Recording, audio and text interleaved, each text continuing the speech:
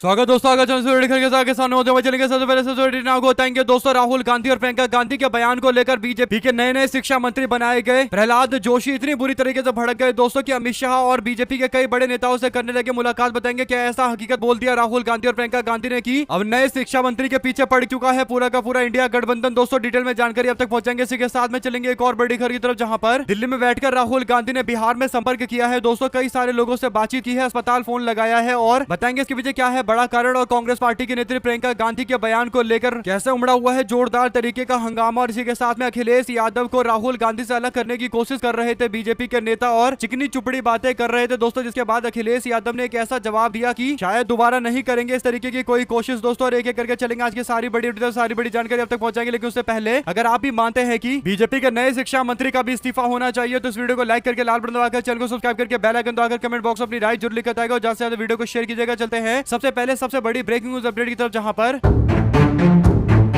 लगभग 26 दिनों के छात्रों के आंदोलन के बाद जाकर भारतीय जनता पार्टी के शिक्षा मंत्री धर्मेंद्र प्रधान का इस्तीफा हुआ। लेकिन इस्तीफे के बाद जिस व्यक्ति को यह पूरी जिम्मेदारी दी गई, यानी शिक्षा व्यवस्था की पूरी जिम्मेदारी दी गई प्रहलाद जोशी को, उस प्रहलाद जोशी का एक पुराना वीडियो वायरल होने लगा दोस्तों। प्रहलाद जोशी बीजेपी के वरिष्ठ नेता है और आरएसएस और संघ से इनका पुराना नाता है। ऐसे में प्रियंका गांधी ने पुराने वीडियो को लेकर ही एक ऐसा बड़ा खुलासा कर दिया कि अब इंडिया गठबंधन ने पूरी तरीके से प्रहलाद जोशी को बैकफुट पर धकेल दिया है दोस्तों। और इनके इस्तीफे के लिए पूरे समीकरण बनने शुरू हो गए हैं। जो बड़ी अपडेट है वो ये कि लोकसभा के अंदर परीक्षा संशोधन विधेयक 2026 पर चर्चा के दौरान कांग्रेस पार्टी की सांसद प्रियंका गांधी ने शिक्षा मंत्री प्रहलाद जोशी पर दिए गए बयान को लेकर काफी हंगामा खड़ा कर दिया दोस्तों। एनडीए सरकार के सांसदों की ओर से इस बयान का विरोध जताया गया और संसदीय कार्य मंत्री किरण रिजिजू ने बयान जारी करते हुए चरित्र हरण करार देते हुए लोकसभा की कार्रवाई से प्रियंका गांधी के बयान को हटाने की मांग की। इस बीच केंद्रीय मंत्री प्रहलाद जोशी, किरण रिजिजू और पीयूष गोयल ने संसद में गृह मंत्री अमित शाह के साथ मुलाकात की दोस्तों। यानी मामला इतना आगे बढ़ गया कि अमित शाह और ये सारे के सारे लोग एकजुट होकर आगे की रणनीति बनाने लगे और एक तरीके से ये बोलने लगे कि अब तो ये दूसरा शिक्षा मंत्री भी ऐसा लगता है कि अब विपक्ष के निशाने पर आ जाएगा दोस्तों। कांग्रेस की सांसद प्रियंका गांधी ने कहा कि मैं प्रधानमंत्री से कहना चाहती हूं कि प्रधानमंत्री ने नया शिक्षा मंत्री चुना है, एक ऐसे व्यक्ति को, प्रहलाद जोशी को, जिसने एक गर्भवती और दुष्कर्म से पीड़ित महिला के दोषियों की रिहाई को लेकर सहमति व्यक्त की थी। यानी पूरा मामला बिल्किस बानो से जुड़ा हुआ है। गुजरात के विधानसभा चुनाव से पहले बीजेपी की सरकार में बिल्किस बानो के अपराधियों को, यानी जो हिंदुत्ववादी संगठन से जुड़े हुए थे दोस्तों, उन सबको रिहा कर दिया गया था। और क्योंकि बिल्किस बानो एक मुस्लिम महिला थी दोस्तों, तो उनके साथ अन्याय किया गया। बड़ी बात यह है कि एक महिला के प्रति बीजेपी के नेता के बयान को लेकर अब मामला काफी ज्यादा आगे बढ़ चुका है। प्रहलाद जोशी का पुराना बयान प्रहलाद जोशी और उनकी मानसिकता को दिखाता है दोस्तों। संसदीय कार्य मंत्री किरण रिजिजू ने इस पर आपत्ति जताते हुए कहा कि प्रियंका गांधी ने जो भी कुछ कहा है हमारे नए शिक्षा मंत्री को लेकर टिप्पणी जो की है वो चरित्र हनन करने का तरीका है। हम उम्मीद करते हैं कि ऐसी बातों की पुनरावृत्ति नहीं होनी चाहिए और इसे रिकॉर्ड से हटाया जाना चाहिए, यानी लोकसभा के अंदर रिकॉर्ड पर नहीं होना चाहिए। अगर आप ऑथेंटिकेट नहीं कर सकते तो आपको माफी मांगना पड़ेगा। राहुल गांधी ने इस बयान को और आगे बढ़ाया दोस्तों। राहुल गांधी ने शिक्षा मंत्री को लेकर प्रधानमंत्री के फैसले पर सवाल उठाते हुए कहा कि मंत्रिमंडल में कई लोग थे, लेकिन प्रधानमंत्री ने ऐसे व्यक्ति को चुना जो दुष्कर्म और आरोपियों को बचाव करने वाला व्यक्ति है, यानी महिलाओं के खिलाफ जो अपराध करने वाला व्यक्ति है, दुष्कर्म करने वाला व्यक्ति है, उसे बचाने वाला, उसके समर्थन में बयान देने वाले व्यक्ति को मंत्री बनाया गया है। भरोसा दोबारा बनाए रखने के लिए उसी सिस्टम से जवाब दोबारा नहीं मांगा जा सकता, नहीं ढूंढा जा सकता। प्रियंका गांधी की तरफ से डंके की चोट पर इस बात को बोला गया है दोस्तों। और सोशल मीडिया पर कई सारे वीडियो इनके वायरल हो रहे प्रहलाद जोशी के, तो बुरी तरीके से फंसने वाले प्रहलाद जोशी संसद के बाहर राहुल गांधी का आमना सामना भी नहीं कर पा रहे दोस्तों। यानी राहुल गांधी ने एक बार इनको बुलाया था तो भागते हुए नजर आए थे। तो ऐसे में अगर आप भी मानते हैं कि प्रहलाद जोशी बीजेपी के शीर्ष नेताओं के डरावने सपने की तरह होने जा रहे हैं, तो इस वीडियो को लाइक करके लाल बटन दबाकर कमेंट बॉक्स में अपनी राय जरूर लिखकर बताएगा और ज्यादा से ज्यादा वीडियो को शेयर कीजिएगा। चलते हैं एक और बड़ी अपडेट दोस्तों, जहां पर बिहार में छात्र आंदोलन और सिवान के गोलीकांड को लेकर कांग्रेस पार्टी ने मंगलवार को अपनी सक्रियता बढ़ाई दोस्तों। और लोकसभा में नेता विपक्ष राहुल गांधी ने फोन पर सिवान गोलीकांड के मामले पर छात्रों से हालचाल जाना और फोन लगाकर उन्होंने एनएसयूआई के राष्ट्रीय अध्यक्ष विनोद जाखड़ की मौजूदगी में पटना के जय प्रभा मेदांता अस्पताल में बच्चों से बातचीत की। राहुल गांधी ने छात्रों के स्वास्थ्य के बारे में जानकारी ली और न्याय की लड़ाई को हर संभव सहयोग करने का भरोसा जताया। इससे पहले बिहार कांग्रेस के प्रभारी कृष्णा अल्लावरू और एनएसयूआई के राष्ट्रीय अध्यक्ष विनोद जाखड़ बेऊर केंद्रीय कारा पहुंचे दोस्तों, जहां पर पटना विश्वविद्यालय छात्र संघ के अध्यक्ष शांतनु शेखर समेत छात्र आंदोलन के गिरफ्तार किए गए। छात्र नेताओं से उन्होंने मुलाकात की। दोनों नेताओं ने जेल में बंद छात्रों से बातचीत करते हुए स्थिति की जानकारी ली। कृष्णा लवरू ने आरोप लगाया कि बिहार सरकार छात्रों की आवाज दबाने का प्रयास कर रही है। ऐसे में बिहार के अंदर जिस तरीके का रवैया बीजेपी की सम्राट चौधरी सरकार ने दिखाया और जिस तरीके से छात्रों के ऊपर AK-47 से भी हमला करने की जानकारी मिलती है, तो उसके बाद राहुल गांधी इस बात को लेकर काफी ज्यादा भड़कते हैं और फिर आंदोलन में पीड़ित छात्रों से बातचीत की है, तो एक तरीके से उनको सांत्वना दी गई है। ऐसे में अगर आप भी मानते हैं कि बीजेपी सरकार के द्वारा जो गैर जिम्मेदाराना हरकत अपनाई गई और शिक्षा के मामले को लेकर यानी नीट पेपर लीक के मामले को लेकर विरोध में इतना बड़ा बवाल हो गया, और अगर आप भी मानते हैं कि बीजेपी के लोग सही से सिचुएशन को यानी स्थिति को हैंडल नहीं कर पा रहे, तो कमेंट बॉक्स अपनी राय जरूर लेकर बताएगा। दोस्तों चलते हैं एक और बड़ी अपडेट जहां पर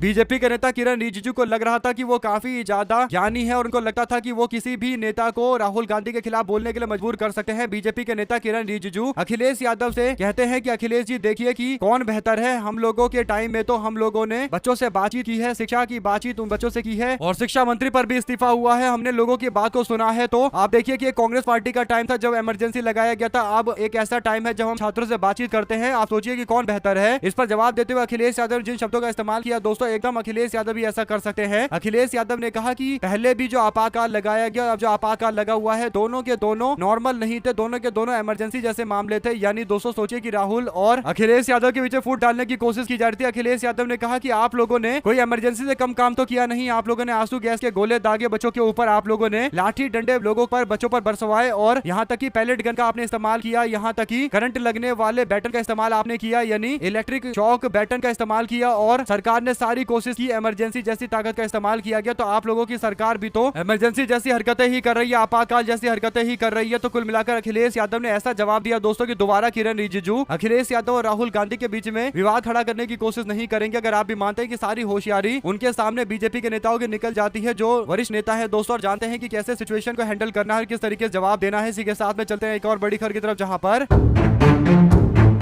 बीते दिन प्रियंका गांधी अपना भाषण दे रही थी दोस्तों। प्रियंका गांधी अपने पूरे भाषण के दौरान एनटीए से जुड़ा मामला, नीट का मामला उठा रही थी और पेपर लीक का भी बड़ा मामला था, साथ साथ कई सारे और मामले थे। जहां पर प्रियंका गांधी भाषण दे रही थी दोस्तों, उन्होंने भाषण के दौरान कई सारी बातें बोली, लेकिन प्रियंका गांधी को बार बार टोकने की कोशिश कर रहे थे बीजेपी के लोग और खासकर जो स्पीकर है उनको। ऐसा लग रहा था कि काफी चिढ़ हो रही थी कि प्रियंका गांधी आखिर बीजेपी को कैसे निशाने पर ले रही है दोस्तों। तो इसके बाद प्रियंका गांधी ने कहीं ना कहीं स्पीकर पर भी तंज कसते हुए कह दिया कि आप मुझ पर नाराज हो रहे हैं स्पीकर जी, थोड़ा मुस्कुरा लीजिए, मेरा भाषण अब खत्म होने को आ गया। प्रियंका गांधी ने इतना बोलते ही पूरे सदन में ठहाके लगवा दिए दोस्तों, और सब हंसने लगे जोर से और स्पीकर का मजाक उड़ गया जमकर। कुल मिलाकर स्पीकर के मुंह पर, चेहरे पर दिखाई दे रहा था कि वो डर में है कि कहीं भारतीय जनता पार्टी के खिलाफ प्रियंका गांधी निशाना साध देंगी और प्रियंका गांधी भाषण में अपनी बातें रख देंगी, तो मैसेज जनता के बीच में चला जाएगा। और स्पीकर कहीं ना कहीं चिंता में दिखाई दे रहे थे और प्रियंका गांधी ने हल्के मूड में इनको निशाने पर ले लिया दोस्तों। तो ऐसे में मौका नहीं छोड़ती है प्रियंका गांधी ऐसे नेताओं को जवाब देने के लिए। अगर आप भी मानते कि ये साफ तौर पर स्पीकर को आईना दिखाने जैसा पूरा मामला है, कहने का स्पीकर को इस बात पर ध्यान रखना चाहिए कि उनको ज्यादा कांग्रेस पार्टी या किसी बड़े नेता के मामले में दखल देने की कोशिश से बचना चाहिए, वरना इसी तरीके का जवाब मिलता रहेगा। तो लिखकर जरूर बताएगा। चलते हैं एक और बड़ी अपडेट जहां पर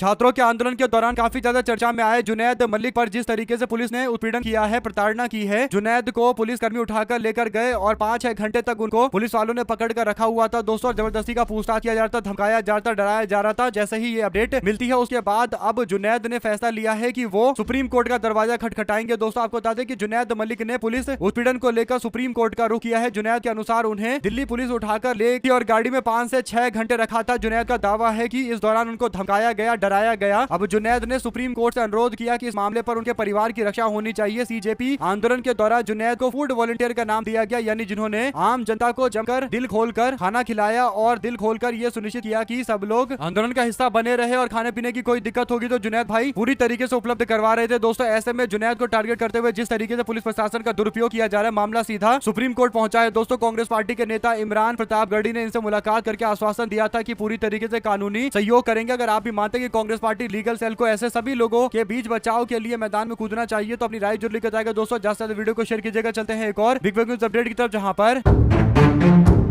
प्रधानमंत्री नरेंद्र मोदी के आधिकारिक फेसबुक अकाउंट को साझा करते हुए वीडियो मंगलवार को तड़के कुछ समय के लिए सार्वजनिक रूप से दिखाई नहीं दे रहा था दोस्तों। यानी प्रधानमंत्री ने जो आधिकारिक फेसबुक पर वीडियो दिया था उस वीडियो को मेटा ने हटा दिया दोस्तों। और फेसबुक मेटा ने वीडियो हटाने के बाद वापस से बीजेपी सरकार के विरोध जताए जाने के बाद वीडियो को वापस किया और माफी भी मांगी। ऐसे में दोस्तों मेटा जिसके सहारे बीजेपी के लोग प्रचार कर रहे थे उस पर भी बीजेपी को आईना दिखाया गया दोस्तों। वैसे में अगर आप देखेंगे तो भारतीय जनता पार्टी की सरकार के द्वारा कई सारे बड़े बड़े सोशल मीडिया प्लेटफॉर्म को हटाने की बातें कही जाती है, लेकिन जब खुद का वीडियो 2 घंटे हट गया तो उसके बाद एकदम बौखलाहट देखने को मिली और जो फेसबुक के अधिकारी है उन सबको तबादला भी किया गया है। तो ऐसे में अगर आप भी मानते हैं कि कहीं ना कहीं ये दोहरा मापदंड है और बीजेपी वाले दूसरे का जो सोशल मीडिया हटाने के लिए आवेदन देते हैं और जो प्रशासन के लोग बात को आगे बढ़ाते हैं तो उनको 100 बार विचार करना चाहिए। ऐसे में आप लोग की जो भी राय है लिखकर जो बताएगा, ज्यादा से ज्यादा वीडियो को शेयर कीजिएगा। चलते हैं एक और बड़ी खबर की तरफ, जहां पर विपक्ष के दबाव के बीच बीजेपी के प्रमुख ने छात्रों के खिलाफ की गई टिप्पणी को लेकर माफी मांगी है दोस्तों। यानी बीजेपी के एक और नेता को लाइन पर लाया गया है। अपडेट ये है कि उत्तराखंड के अंदर बीजेपी के जो अध्यक्ष हैं महेंद्र भट्ट, उन्होंने पूर्व केंद्रीय मंत्री शिक्षा मंत्री धर्मेंद्र प्रधान के इस्तीफे के बाद छात्रों के खिलाफ की गई अपनी आपत्तिजनक टिप्पणी को लेकर सार्वजनिक रूप से खेद व्यक्त किया है दोस्तों। कांग्रेस पार्टी और अन्य संगठन की ओर से तीखी आलोचना की गई। शनिवार को 25 जुलाई को महेंद्र भट्ट का एक वीडियो वायरल होता है दोस्तों, जिसमें वो कथित तौर पर उन छात्रों के लिए अपमानजनक भाषा का इस्तेमाल करते हैं जो नीट यूजी परीक्षा में कथित अनियमितता और इस साल की शुरुआत में उजागर हुए राष्ट्रीय शिक्षा प्रणाली की कमियों को लेकर प्रधान के इस्तीफे की मांग कर रहे थे। हालांकि वीडियो में उनके शब्द पूरे रूप से स्पष्ट नहीं है, लेकिन सोशल मीडिया पर प्रसारित वीडियो क्लिप के अनुसार उन्होंने छात्रों को संबोधित करते हुए कथित तौर पर अपशब्द का इस्तेमाल किया दोस्तों। ऐसे में अगर आप भी मानते हैं कि बीजेपी के नेता इतने ज्यादा बौखला चुके हैं धर्मेंद्र प्रधान के इस्तीफे के बाद, इनको लग रहा है कि किसी भी व्यक्ति को जो मन करे वो बोल दे, लेकिन बाद में माफी भी मांगनी पड़ रही है। अगर आप भी मानते हैं कि अब वो दिन गए जब बीजेपी के नेता मीडिया को मैनेजमेंट करके बच जाते थे, अब तो एक एक नेता को जवाबदेह ठहराया जाता है। यहाँ तक कि अभी तो एक शिक्षा मंत्री का इस्तीफा हुआ है, दूसरे का नंबर भी लाइन में लगने वाला है, चाहे वो बचने की जो कोशिश करे। इस्तीफा प्रहलाद जोशी का भी जल्द होगा दोस्तों, वरना आम जनता के प्रति ये सीधे तौर पर एक अन्याय का रास्ता अपनाने वाली बात हो जाएगी। आप लोग अपनी राय जो लिखते चलते हैं एक और बड़ी खबर की तरफ, जहां पर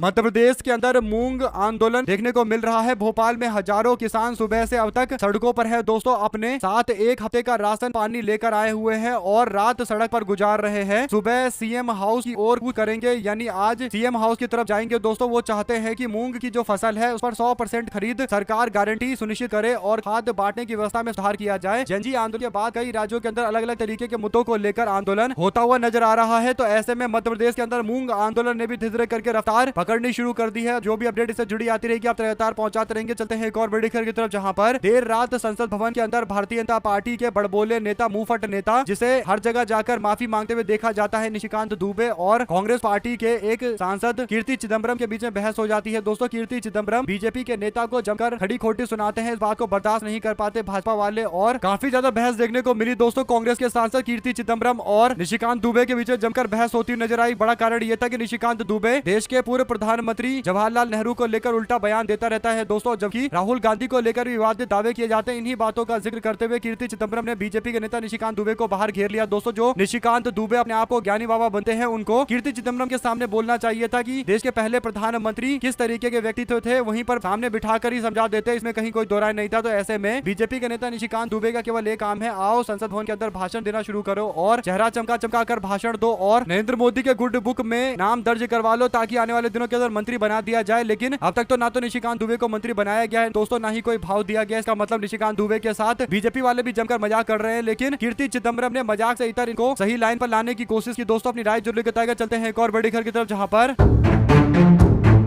बीते दिन प्रियंका गांधी जब संसद भवन पहुंची दोस्तों, तो उनके पैर की उंगली पर पट्टी लगा हुआ था। इस पर लोगों ने बोला कि स्टूडेंट के आंदोलन में प्रियंका गांधी की भूमिका ने सबको आकर्षित किया और प्रियंका गांधी ने एक मां की तरह स्टूडेंट की पिटाई के मसले को पर्सनल लिया और खड़गे के आवाज से अचानक प्रधानमंत्री आवास के बाहर धरना देने का जो आइडिया था वो प्रियंका गांधी का था। धरने के बाद जो धक्का मुक्की होती है उसमें उनके अंगूठे को एक बड़ी चोट लगी है, यानी अंगूठे में चोट लगी है, इंजरी हुई है। तो इस बात को लेकर भी मैसेज भेजा गया है दोस्तों। ऐसे में अगर आप भी मानते हैं कि जो चीजें गोदी मीडिया के लोग नहीं दिखा सकते, वास्तविकता वहां भी होती है, और अगर आप भी मानते हैं दोस्तों कि धक्का मुक्की और तमाम तरीके के संघर्ष में जब उनका चप्पल टूटा है, तो आप लोग सोचिए कि कितना ज्यादा उन्होंने प्रयास किया होगा। इसी के साथ में चलते हैं एक और बड़ी अपडेट की तरफ, जहां पर मध्य प्रदेश के दतिया समेत बिहार के बांकीपुर के उपचुनाव के लिए घोषणाएं जो पहले की गई थी दोस्तों, वो घोषणाएं अब खत्म हो गई है और कल वोट डाला जाएगा। ऐसे में अब जो बड़ी अपडेट है वो ये कि मध्य प्रदेश के दतिया विधानसभा सीट पर उपचुनाव के लिए प्रचार के दौरान माहौल तनावपूर्ण हो गया दोस्तों। आरोप है कि आजाद समाज पार्टी के समर्थकों ने बीजेपी पर चुनाव प्रचार के बहाने उसे आगे बढ़ाने की कोशिश की। बीजेपी के होर्डिंग्स और बैनर फाड़ दिए गए। ये घटना जिगना थाना क्षेत्र के उदगावा गाँव का है दोस्तों। ऐसे में आजाद समाज पार्टी के समर्थकों ने नारेबाजी और वाहन चालकों के साथ अभद्रता की, ऐसा आरोप बीजेपी के लोगों का है। तो कुल मिलाकर ये पूरा प्रकरण है दोस्तों। ऐसे में आजाद समाज पार्टी के समर्थकों और बीजेपी के बीच में जो झड़प हो रही है उससे पता चल रहा है कि राज्य के अंदर चुनाव कितने ज्यादा इंटेंसिव हो गया है। लेकिन चुनाव में जीत उसी की होगी जो ये सुनिश्चित करेगा कि अग्रेसिव तरीके से चुनाव लड़ा जाएगा। जो भी आपकी राय है दोस्तों लिखकर जरूर बताएगा, क्योंकि दतिया का चुनाव इस बात पर इस भरोसे बैठा हुआ है कि भारतीय जनता पार्टी के नेता नरोत्तम मिश्रा बीजेपी से अपना बदला निकालेंगे दोस्तों और अमित शाह मोदी को यहाँ से हरा कर भेजेंगे। जो भी आपकी राय है लिखकर जरूर बताएगा। चलते हैं एक और बड़ी अपडेट जहां पर